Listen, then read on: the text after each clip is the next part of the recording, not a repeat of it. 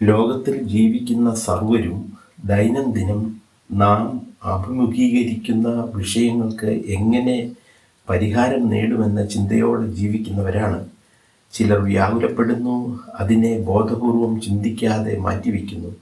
മറ്റു ചിലർ മനഃപൂർവമായ മറ്റു വിഷയങ്ങളിൽ ശ്രദ്ധ കേന്ദ്രീകരിച്ച് നീങ്ങുന്നു. എന്നാൽ അത് അഭിമുഖീകരിക്കേണ്ട നിമിഷത്തിൽ പരിഹാരം പ്രാപിക്കാതെ അശക്തരായിത്തീരുന്നു.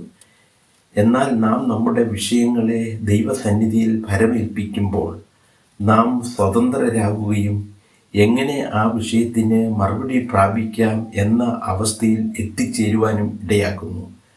കൂടാതെ കുറച്ച് സമയങ്ങൾക്ക് ശേഷം നമുക്ക് ആ വിഷയത്തിന് മറുപടി കാണാം എന്ന നിലയിലേക്ക് ഉയരുവാനും കഴിയുന്നു. പരിഹാര വഴികൾ താനെ തുറക്കുന്നതായും കാണാൻ കഴിയുന്നു.